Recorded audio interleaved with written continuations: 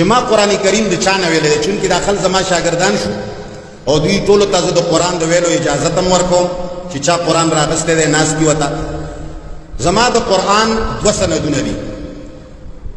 اول دواړو سندونو سر پیش کوم، بیا آخر کې وایم. ما قرآن کریم د شیخ القرآن والحدیث مولانا سرفراز خان صفدر نه ویلی دی، او ما د قرآن تفسیر محمد حسین شاہ نیلوی رحمت الله علیه نه هم ویلی دی.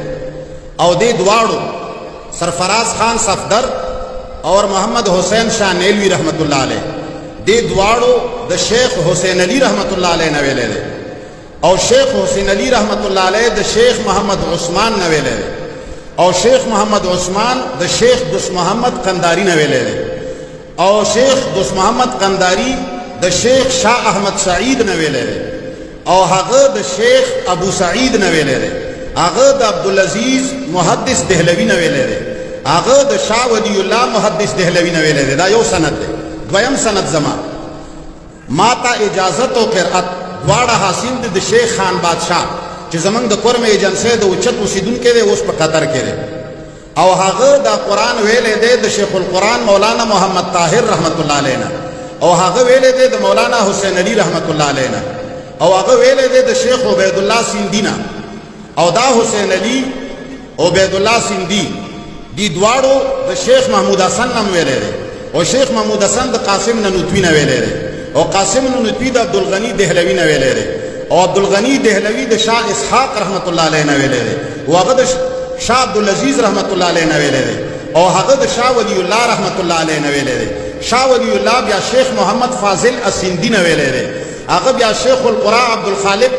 نه ویلی دی، هغه بیا شیخ شمس الدین البقری نه ویلی دی، هغه د شیخ عبدالرحمن الیمنی نه ویلی دی، هغه د خپل پلار شیخ شهازا رحمت الله علیه نه ویلی دی یمنی، هغه بیا شیخ ناصر الدین طبلاوی نه ویلی دی، هغه د شیخ الاسلام زکریا الانصاری نه ویلی دی، هغه بیا د دوو استادانو نه ویلی دی، ابو نعیم رضوان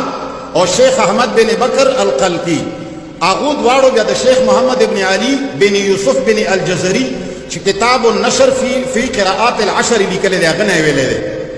هغه د شیخ ابوالعباس احمد بن حسین بن فزارا الحنفی نه ویلی دی، هغه د شیخ حسین عن شیخ حسین نه ویلی دی، او شیخ حسین د شیخ ابو محمد القاسم بن الموفق الورقی نه ویلی دی. هغه بیا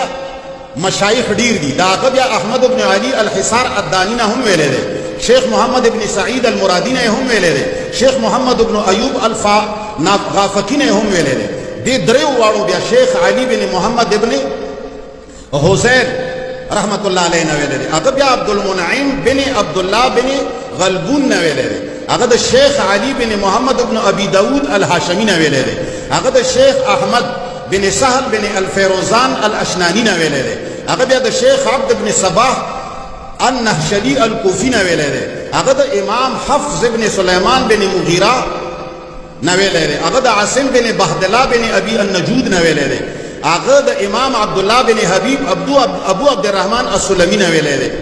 او ورسره امام زر بن حبیش نه هم ویلی دی، او عبدالله بن حبیب السلمی دغه درو واړو بیا عثمان بن عفان او د علی رضی الله تعالی عنهما دواړو نه ویلی دی، او ابی بن کعب رضی الله عنه نه هم ویلی دی، او زید بن ثابت نه هم ویلی دی، او عبدالله بن مسعود نه هم ویلی دی، او دا عثمان او علی او ابی بن کعب او زید بن ثابت او عبدالله بن مسعود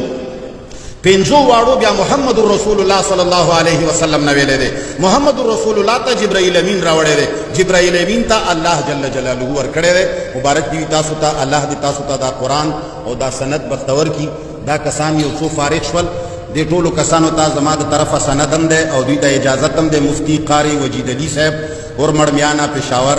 مفتی قاری عثمان غنی صاحب ورمړ میانه، مولانا محمد شاہد صاحب ورمړ میانه، قاری کفایت اللہ صاحب ورمڑ میں آنا، قاری اکرام اللہ صاحب ورمڑ میں آنا، قاری اکرام اللہ نمبر 2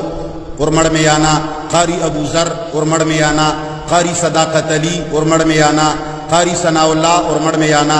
قاری رفاقت ورمڑ میں آنا، مولانا ضیاء الحق ورمڑ میں آنا، قاری حسین علی ورمڑ، مولانا حیدر علی ورمڑ، مولانا شاہد برکی ورمڑ، مولانا محمد ادریس صاحب ورمڑ. وصلی اللہ تعالی علی خیر خلقہ محمد و آلہ و صحبہ اجمعین. یا اللہ زمانگ دا حضر جمع ایمان کامل نصیب کا، رب دا قرآن زمانگ زڑونو تا ذہنونو تا کس کا، یا الله مونږ ته په قرآن او سنت باندې عمل نصیب کا. یا الہ العالمین مونږ ته د الله د کلام د تمام کتابونو نه د پورته کولو توفیق نصیب